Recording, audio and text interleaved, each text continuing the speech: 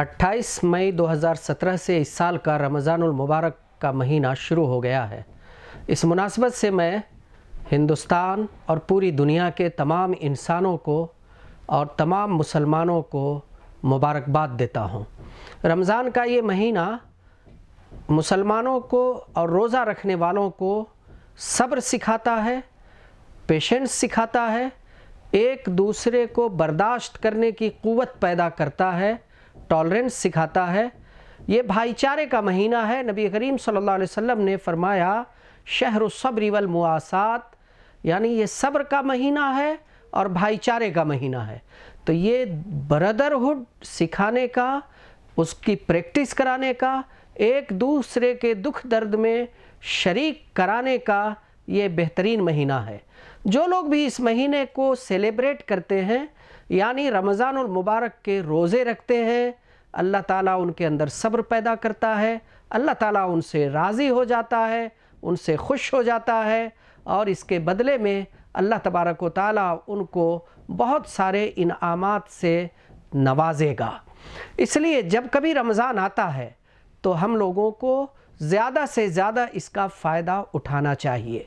मुसलमान नमाज़ पढ़ते हैं, तरावीह पढ़ते हैं और रोज़ा रखने के अलावा सदका व खैरात के ज़रिए और कुरान मजीद के ज़रिए अल्लाह ताला को राज़ी करते हैं। और ये महीना पूरी दुनिया के इंसानों के लिए पीस और भाईचारे का और ब्रदरहुड का महीना है। रमज़ान दरअसल कुरान का महीना है, इसलिए हम लोगों को कुरान मजीद से ज़्यादा जुड़ना चाहिए। इस मुनासबत से मैं दुनिया के तमाम इंसानों को ये पैगाम देता हूँ, ख़ास तौर पर अपने गोवा के तमाम हिंदुओं को, तमाम मुसलमानों को और तमाम क्रिश्चियन भाइयों को इस ब्रदरहुड के महीने में ये पैगाम देता हूँ कि हम लोग आज के इस माहौल में, जबकि लोग एक दूसरे से दूर हो रहे हैं, हम लोग ज़्यादा से ज़्यादा एक दूसरे के करीब आएँ।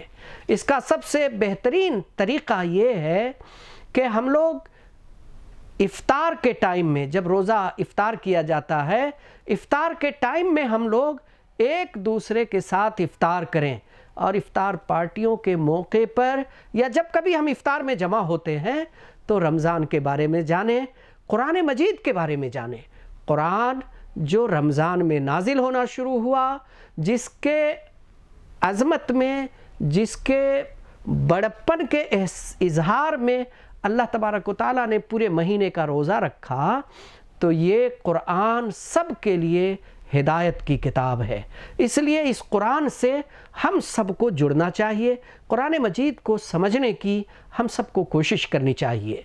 मैं इस मुनासबत से इस्लामिक सेंटर मापसा की तरफ से और गोवा के तमाम मुसलमानों की तरफ से तमाम लोगों को रमज़ानुल मुबारक की मुबारकबाद देता हूँ, वेलकम करता हूँ और आपसे गुजारिश करता हूँ कि इस महीने में जो हमें सब्र सिखाने आया है, जो हमें टॉलरेंस सिखाने आया है, जो हमें ब्रदरहुड और भाईचारा सिखाने आया है, हम इसमें ज़्यादा से ज़्यादा अच्छाइयाँ करें।